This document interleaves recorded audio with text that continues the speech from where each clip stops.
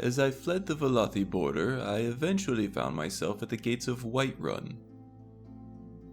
It was rather unavoidable as it stuck out like a great beacon amongst the plains.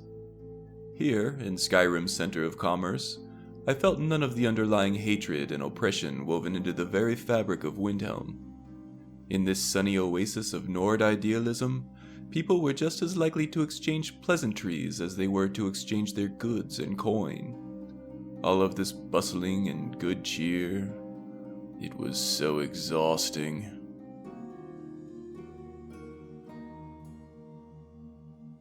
While I was still not yet confident enough to sleep at a tavern, the distance gained between myself and my would-be captors allowed me the freedom to carve out a better living.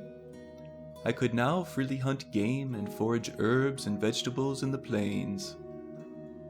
I was also able to shop for that which I could not find outside of the city walls. The quality of the food I now prepared was immediately apparent. I no longer had to lie about the origins of the food I sold, and I was rewarded with considerable gold by the local innkeeper, and even occasionally by the Jarl's personal chef. In the process, I became acquainted with the local apothecary. We had lengthy discussions about the effects certain ingredients may have in a complex dish. This led to discussions on the parallels between cooking and alchemy. Finally, I came to the realization that my passion for making food, and more so its effects on those consuming it, was the very basis of the great ancient art of alchemy.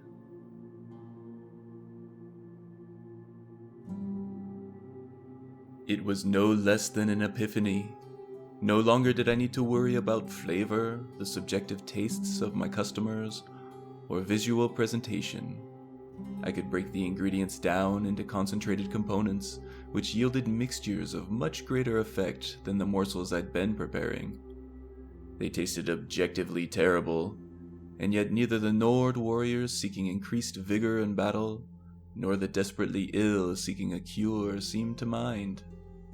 They each paid a small fortune for my liquid opuses. The only challenge was finding willing test subjects for potions with less desirable effects, which of course were the most interesting to me. I was not yet confident enough to experiment on the citizens of the city, for to be taken into custody even here would surely be a death sentence for me. I did find a solution, however, in the form of the good Jarl's bounties. There turned out to be many a ne'er-do-well about the hold looking to prey on the fine people of Whiterun. They happily took my poisons into their veins and made fine test subjects. Even better, I was paid for their services to me.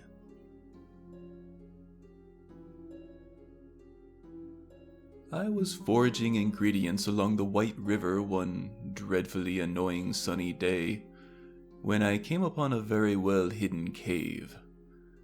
Inside, I found the corpse of an unbelievably foolish Nord by the name of Rayek. According to his journal, he decided it was his destiny to create the ultimate living quarters for a ridiculous Nord myth he called the Dragonborn, the details of which I found to be abundantly unimportant. Infinitely foolish and hopelessly misled, this Rayek nonetheless proved to be a master craftsman. The amenities provided by this cave were more luxurious and functional than even the finest noble estates in Morrowind.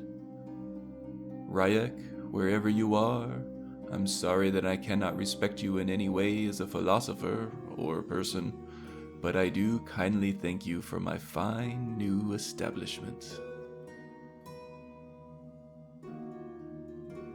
As I honed my skill, I was able to coax more and more magic from the flora and fauna of the area. My potions became more effective and more valuable. However, my obsession was threatened again by a lack of test subjects. The citizens of any major city were still off limits, and through my experimentation I had almost single-handedly eliminated all crime in the hold. And I was getting desperate. I had just made a major breakthrough, finding that boiling a broth made of vampire dust allowed me to break down a ruby gemstone into a workable alchemical ingredient. To extract alchemical components from stone was unheard of. I needed to unravel the mystery of this new substance. However, there was no literature on the subject, and the bounties in the area had all dried up. In my excited haste, my better judgment lapsed, and I sampled the concoction myself.